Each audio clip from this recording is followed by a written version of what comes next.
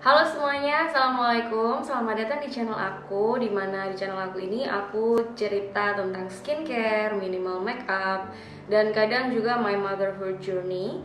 Dan untuk di video kali ini aku mau membahas seputar pengalaman aku BLW anakku atau baby led weaning. Nah, di sini nanti aku akan membahas tentang cara memulai BLW, terus apa aja yang diperlukan selama BLW, dan juga kalau mungkin kan ada menu-menu juga yang aku share tentang BLW ini.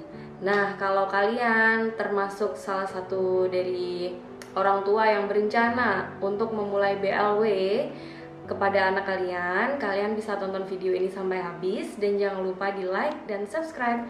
Pertama, aku mau jelasin dulu tentang apa sih BLW itu, pengertian dari BLW atau baby led weaning. Jadi, dari Wikipedia sendiri, baby led weaning itu adalah sebuah metode makan, sebuah metode pemberian makanan kepada bayi yang mulanya menggunakan ASI atau formula hingga akhirnya berubah ke solid food, benar-benar makanan, menu makan yang lengkap. Nah, itu baby led weaning berdasarkan Wikipedia. Tapi kalau berdasarkan buku Baby Led Weaning dari Jill Rapley, di buku ini memang Jill Rapley tidak menjelaskan secara implisit, secara detail pengertian khusus apa sih baby led weaning itu, tapi dari buku tersebut aku menyimpulkan bahwa baby led weaning ini adalah sebuah proses weaning, sebuah proses di mana anak itu yang awalnya mengkonsumsi ASI atau susu formula hingga akhirnya perlahan-lahan mereka berubah ke full menu makanan, solid food. Nah, prosesnya ini disebut baby led weaning karena yang mengatur prosesnya, yang benar-benar mengontrol prosesnya itu adalah anak itu sendiri, baby itu sendiri. Jadi baby led, bukan dengan paksaan orang tua atau orang lain, tapi benar-benar kendali penuh seorang anak. Sebelumnya sedikit disclaimer, kalau aku bukan expert dalam hal baby led weaning atau gizi atau apapun itu.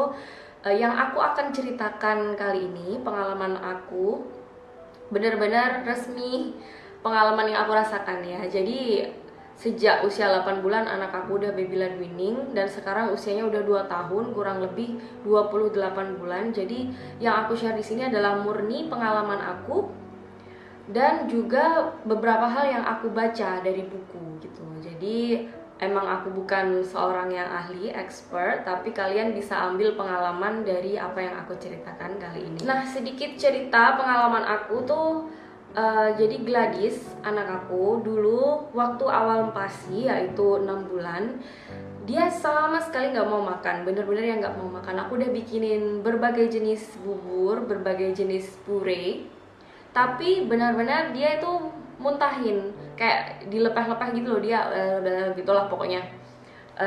Nah, aku sempet bingung waktu itu ini harus gimana gitu, karena kebanyakan orang tua itu kan yang anaknya baru mulai makan mereka langsung lahap banget, habis satu mangkuk, sementara anak aku tuh enggak kayak gitu. Sampai ada momen dimana aku benar-benar frustasi dan aku paksa Gladys untuk makan, yang akhirnya berakibat dia itu trauma. Setiap lihat sendok, setiap lihat aku pegang sendok, dia pasti akan nangis. Di situ penyesalanku tuh semakin berkali lipat. Yang pertama, aku sedih, aku frustasi karena anak aku nggak mau makan sama sekali. Yang kedua, aku semakin frustasi karena aku merasa bersalah gitu loh. Dia ini nangis trauma karena perbuatan aku yang aku paksa. Sampai akhirnya aku berhenti. Sempat waktu itu bener-bener berhenti, nggak nyobain makanan apapun ke Gladys, bener-bener yang udahlah ASI aja waktu itu. Sampai akhirnya aku ketemu metode BLW atau baby led weaning. Sebenarnya sebelum hamil, sebelum punya anak itu aku udah sering baca-baca tentang baby led weaning karena teman-teman aku ada yang menerapkan baby led weaning juga ke anak mereka. Cuman aku belum yang bener-bener pengen pakai BLW untuk anak aku karena aku merasa waktu itu aku bener-bener nggak ngerti apapun, tapi keadaan memaksa. Akhirnya aku pun beli buku Baby Led Weaning dari Jill Rapley, terus aku baca-baca dan akhirnya aku mantap mencoba BLW gitu. Yang pertama aku lakukan waktu itu adalah aku coba kasih menu makanan yang soft food, yang lembut kayak sayur-sayuran dikukus gitu, atau buah-buahan yang benar-benar lembut. Ternyata Gladys itu lebih suka makan dengan cara itu. Jadi dia ketika disajikan makanannya itu di depan dia ambil makanannya terus dikunyah-kunyah sendiri, dimasukin ke mulutnya kayak gitu. Di sini aku mulai sadar kalau ternyata dia lebih suka metode BLW, dia lebih suka metode baby led weaning daripada menu makanan yang dihaluskan gitu. Jadi sejak saat itu aku pun menerapkan baby led weaning itu waktu Gladys usia 8 bulan, dan sampai sekarang aku juga BLW, tapi sekarang aku mix nggak full BLW, aku mix juga sama ada yang beberapa yang disuapin. Tapi kalau boleh jujur, hasilnya itu benar-benar sangat melegakan, memuaskan. Baby led weaning yang aku terapkan ke Gladys sangat-sangat membantu proses parenting aku. Dia jadi lebih tenang kalau makan, dia lebih fokus makan, terus dia enjoy sama makanannya, sama sekali nggak ada paksaan, sama sekali nggak ada tangisan drama gitu, dan yang pasti nggak ribet buat orang tua. Aku nggak perlu masak bubur, aku nggak perlu bikinin bubur, bikinin menu khusus. Menunya itu sama seperti menu yang aku makan gitu. Nah ini nanti akan aku jelaskan lagi di menu BLW, tapi sekarang aku mau cerita sedikit tentang cara memulai BLW atau baby led weaning. Cara memulai BLW itu setiap orang tua pasti prosesnya berbeda-beda ya, karena anaknya aja beda gitu. Proses anaknya satu sama lain sangat berbeda. Ada anak yang kalau memulai BLW udah dia langsung ambil makanannya, langsung dimasukin ke mulutnya gitu. Ada juga anak yang diberantakin dulu gitu, tapi nanti diambil satu-satu, dicoba satu-satu, dipegang-pegang dulu. Ada juga yang sama sekali nggak mau pegang, dia bener-bener picky, kecuali kalau tekstur yang yang dia mungkin familiar gitu, baru dia mau pegang. Jadi setiap proses anak-anak itu berbeda satu sama lain. Kalau di Gladys, di anak aku mulai dengan soft food, memang makanan yang lembut-lembut. Terus aku potong kecil-kecil yang sekiranya dia bisa genggam dengan jari kecilnya ya, tapi nggak terlalu gede dan nggak terlalu kecil juga gitu. Karena kalau terlalu besar takutnya nanti tersedak, terus kalau terlalu kecil takutnya dia nggak bisa ambil, khawatirnya kayak gitu. Untuk kalian yang mau mulai BLW, mungkin saran aku adalah kalian lihat karakter anak kalian itu seperti apa gitu. Apakah dia ini suka banget explore atau dia ini benar-benar approach-nya agak lama. Kalau dia itu suka explore, berarti itu salah satu keuntungan. Kalian bisa coba sajikan menu-menu yang unik dengan bentuk-bentuk yang unik, nanti dilihat responnya bagaimana gitu. Tapi kalau dia approach-nya agak susah, mungkin kalian bisa coba taruh satu-satu di piringnya. Kayak Gladys itu approach-nya makanan agak susah, jadi harus sedikit demi sedikit. Jadi misal menunya kentang sama brokoli gitu misal ya, aku potong kecil-kecil, terus aku taruh kentang 2, brokoli 1 di pannya. Nanti kalau udah habis baru aku kasih lagi kentang lagi, brokoli lagi. Jadi nggak langsung dijadikan satu dalam satu pan, yang nanti mungkin dia bisa overwhelm dan bingung sendiri sehingga kehilangan nafsu makan. Tapi satu-satu, biarkan mereka yang approach makanan itu sendiri gitu. Selanjutnya mungkin tips dari aku adalah cari tahu apa menu kesukaan anak kalian. Kalau Gladys itu dulu sukanya dia roti bakar, dia suka banget sama toast. Jadi setiap bikin toast, aku kasih selai kacang, terus aku potong kecil-kecil, dan dia tuh udah doyan banget makannya. Sama buah juga, dia sangat suka pisang, aku potong kecil-kecil dan dia makan gitu. Itu sangat memudahkan proses makan sih gitu. Jadi saran aku kalau kalian mau mulai BLW, pahami anak kalian dulu, dan tentunya kesiapan mental orang tua ya yang harus dikuatkan. Selanjutnya aku juga mau share tentang common questions, kayak pertanyaan-pertanyaan yang sering banget ditanyain, karena aku tuh beberapa kali ditanyain temen aku yang mau mulai BLW, pertanyaan-pertanyaan ini. Jadi ini kayak pertanyaan yang udah sering banget ditanyain orang tua yang mau mulai BLW. Yang pertama adalah, gimana kalau anaknya tersedak? Well, di buku Baby Led Weaning karya Jill Rapley itu sudah dijelaskan tentang gagging.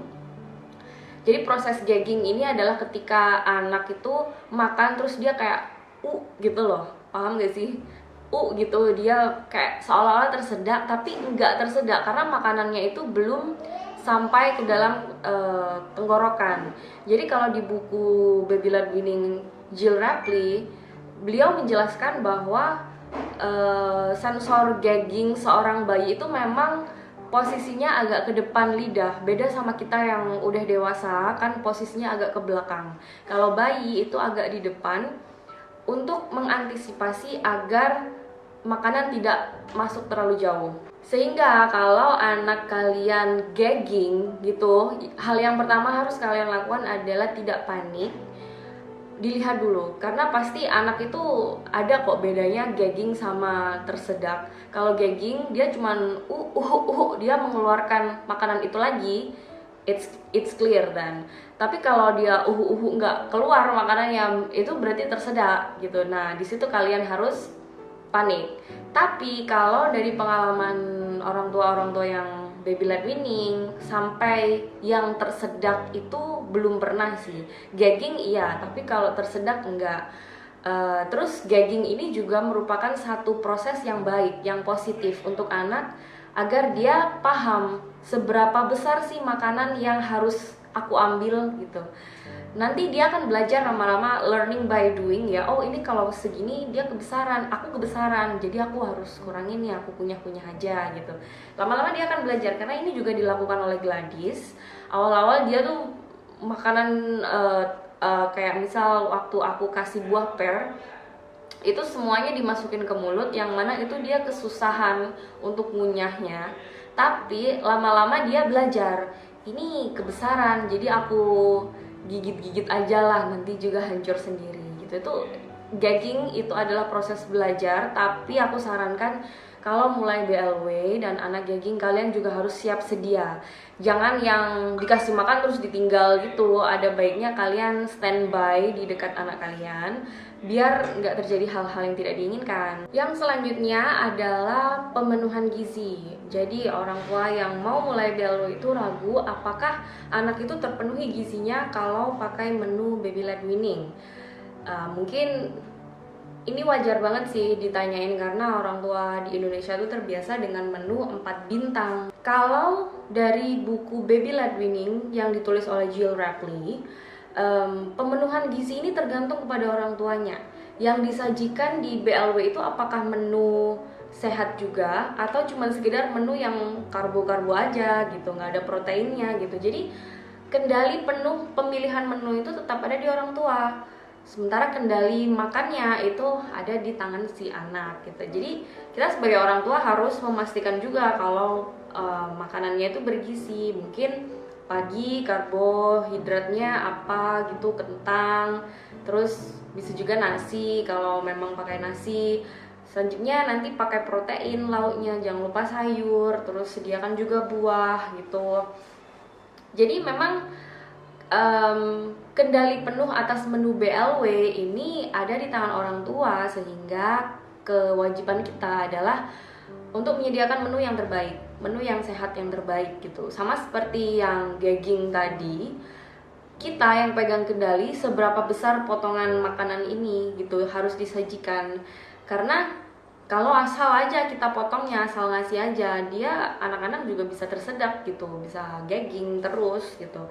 Makanya kita sebagai orang tua harus considerate juga, harus membuka wawasan tentang pengetahuan pemberian makan ini, pengetahuan Baby Led Weaning, biar kita nggak salah kasih gizi atau nggak salah kasih menu. Nah kalau untuk menu-menu BLW, kalau di banyak banget kan di Pinterest, di internet itu menu-menu BLW itu rata-rata menu-menu bule ya. Tapi kalau aku pribadi sendiri, menunya aku sesuaikan dengan lidah Indonesia. Jadi ya sama aja, anak aku makan apa yang aku makan. Mungkin kayak contoh ya, misal hari ini aku masak sayur asem, lauknya bandeng sama ada nasi. Maka di nampannya dia itu akan tersedia nasi yang udah dikepal kecil-kecil biar dia bisa ambil. Terus ada potongan bandeng yang aku suwir-suwir biar dia juga bisa ambil. Terus ada sayurnya aja, nggak pakai kuahnya ya, sayurnya aja. Itu kayak kacang itu aku potongin kecil-kecil, kira-kira seukuran jari ini, seukuran jari kelingking setengah ini, biar dia bisa ambil dan kunyah-kunyah. Begitu juga dengan sayur-sayur lainnya gitu, sehingga dia pun terbiasa dengan rasa-rasa masakan Indonesia dan jadi nggak picky eater juga gitu. Terus ada pertanyaan juga yang bilang apakah ini nggak bahaya, karena kebanyakan kan orang tua di Indonesia itu mereka menganut menu makanan anak itu nggak pakai gula garam kalau awal-awalnya empasi itu. Tapi kalau aku sendiri, aku menganut peraturan dari WHO, World Health Organization, yang mana mengatakan a pinch of salt and a pinch of sugar is okay. Jadi aku tetap kasih gula, aku tetap kasih garam, tapi cuman pinch aja, sedikit aja. Jadi aku tetap kasih garam, gula di menu makanan anak aku, tapi sedikit aja.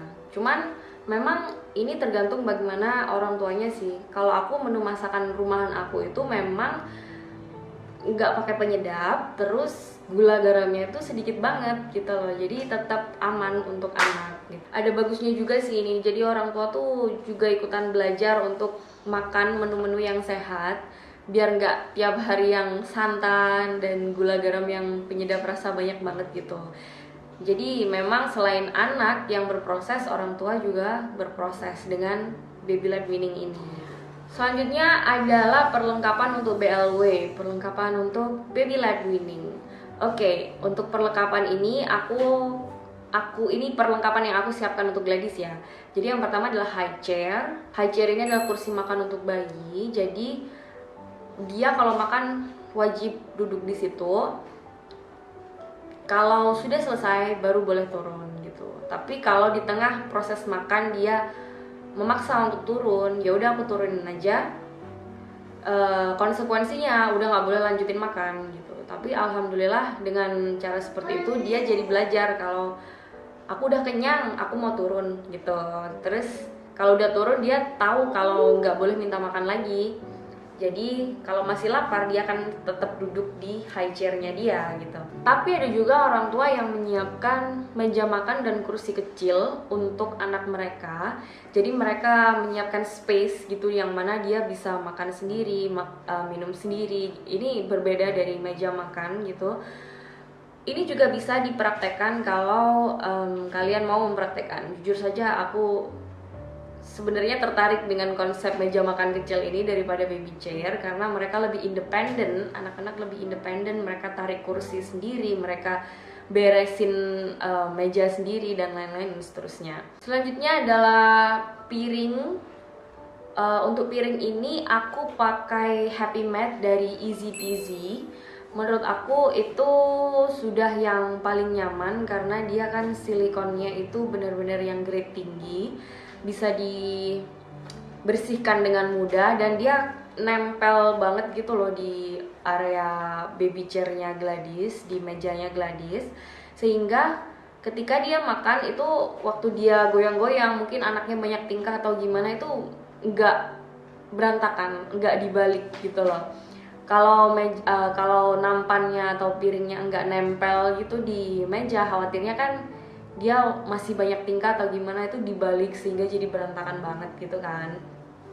Tapi kalau pakai Easy Peasy ini dia nempel sehingga nggak berantakan makannya. Ada juga merek lain, cuman aku belum pernah coba merek lain. Aku pakai Easy Peasy, aku punya beberapa set Easy Peasy dan aku sangat puas dengan produk mereka. Jadi tetap pakai Easy Peasy. Terus gelasnya tuh aku pilih yang ada pegangannya, terus nggak terlalu besar dan nggak terlalu kecil. Pada dasarnya bisa pilih gelas yang untuk anak-anak yang dijual di pasaran itu sih, cuman aku lebih suka gelas yang ukurannya agak kecil sehingga dia bisa genggam sendiri dan waktu minum diajarin untuk pegang dua tangan. Satunya menggenggam pegangannya, satunya pegang gelasnya, sehingga dia bisa belajar untuk minum sendiri. Ini lebih praktikal dan dia juga bisa belajar mengontrol seberapa banyak dia mau minum. Terus selanjutnya adalah sendok garpu atau cutlery. Cutlery ini beda-beda ya setiap anak. Kalau Gladys ini bahkan sampai 2 tahun aku belum full kenalin dia ke cutlery, sendok atau garpu, karena Gladys anaknya masih agak picky sama tekstur makanannya, sehingga aku pengen dia itu lebih sering explore ke menu makanannya dengan cara memegang makanannya secara langsung gitu. Jadi dia selama ini makannya pakai tangan dan alhamdulillah lancar-lancar aja. Nanti mungkin kalau udah 3 tahun baru aku kenalkan full dengan cutlery, dengan sendok garpu, sehingga dia bisa lebih paham tentang penggunaan sendok garpu selama makan. Kemudian keuntungan dan kerugian BLW. Oke, aku mau bahas kerugiannya dulu. Sejauh ini kerugiannya adalah mungkin berantakan ya, tapi Gladys ini bukan tipe anak yang kalau makan berantakan banget gitu. Karena seperti yang aku ceritakan tadi, dia approach-nya agak lama, sehingga aku kasih makanan sedikit demi sedikit. Kalau udah habis baru aku kasih lagi. Jadi bukan yang berantakan banget gitu. Dia makan sedikit-sedikit sampai habis terus selesai. Setelah itu kerugian lainnya lagi adalah kita harus benar-benar mengontrol makanannya. Jadi aku benar-benar tulis itu pagi menunya ABC, siang menunya DEF gitu, terus snacknya apa, biar pemenuhan gizinya cukup gitu. Jadi pagi misal aku sediakan protein ini, siang aku sediakan menu ini gitu. Pokoknya benar-benar rolling menu gitu. Sebenarnya nggak melelahkan sih, karena Gladys itu memang anaknya gampang kalau makan. Cuman mungkin buat beberapa orang tua hal ini cukup melelahkan gitu. Tapi kalau buat aku nggak melelahkan, karena justru gampang banget. Kayak tadi yang aku jelasin, aku udah kenalin menu makan sehari-hari, menu makan rumahan itu sejak dia 10 bulan. Jadi aku nggak perlu masak 2 kali atau gimana. Tinggal apa yang aku makan itu aku kasih juga ke dia, sehingga life is just easier. Kemudian kerugian lainnya lagi, jujur aja sejauh ini aku nggak banyak menemukan kerugian dari baby led weaning. Malah aku menemukan banyak banget keuntungan dari baby led weaning. Yang pertama adalah Gladys jadi lebih responsibel terhadap makanannya. Dia jadi sadar kalau ini adalah proses makan, dan dia jadi tahu kapan kenyang, kapan lapar gitu, kapan dia harus minta makan dan kapan dia harus berhenti makan. Yang mana ini sangat dibutuhkan biar anak itu nggak obesitas nantinya. Karena kebanyakan ya ini kalau kasus di sekitaran aku, orang tuanya itu ngasih makan terus tanpa peduli anaknya ini, padahal aslinya sudah kenyang, sudah sendawa, sudah nggak mau, tapi dipaksa terus makan karena anggapannya satu piring harus habis gitu. Padahal anak itu juga sama seperti orang dewasa kan, kadang kita maunya makan dikit aja, kadang kita males makan, maunya makan buah aja gitu. Jadi khawatirnya adalah kalau terus-terusan wajib nih satu piring dihabisin, wajib satu piring harus makan, itu nanti dewasanya akan menimbulkan habit makan yang tidak sehat, yang membuat metabolisme tubuh jadi buruk, sehingga dia bisa obesitas gitu. Dia jadi nggak sadar berapa banyak makan yang harus diambil sampai kenyang, dan dia juga kurang conscious gitu, kurang sadar akan makanannya, kurang mindful dalam proses makannya. Keuntungan lainnya adalah dia jadi lebih behave gitu. Kalau aku makan keluar ke restoran itu, dia mau duduk di high chair, dia mau makan selayaknya makanan orang dewasa, maksudnya selayaknya kita ayah ibunya gitu, duduk, dia juga duduk, dia juga makan gitu. Jadi nggak yang heboh drama nangis gitu, nggak yang sampai gendong-gendong ayo makan gantian, ayah ibunya gantian buat suapin gitu, enggak. Karena dia sudah sadar kalau duduk di sini berarti makan gitu. Terus keuntungan yang lainnya adalah dia nggak picky eater. ada kan anak yang picky eater banget, kayak nggak mau makan ini, nggak mau makan itu, sehingga kalau keluar, kalau nge-mall mungkin, kalau ada acara di luar, makannya tuh susah. Orang tuanya bingung harus cari makanan apa, bahkan kadang cari menu double khusus untuk anaknya. Tapi alhamdulillah gadis ini enggak picky eater, karena dari awal BLW itu sudah aku kenalkan dengan berbagai menu, baik itu masakan rumahan maupun yang masakan restoran juga. Semuanya aku kenalin, jadi dia bisa explore dengan rasa, dia bisa explore dengan tekstur, sehingga ketika kita ada acara di luar, let's say mau makan di luar, itu dia gampang banget makannya, kita nggak perlu bingung soal hal itu. Nah, itu dia video tentang baby led weaning. Ini videonya agak panjang, tapi semoga video ini membantu kalian ya yang bingung mau mulai dari mana harus BLW. Tapi saran aku satu-satunya adalah kalau kalian mantap mau baby led weaning anak kalian, tidak akan ada salahnya kalau kalian mencoba baca dulu buku dari Jill Rapley yang judulnya Baby Led Weaning.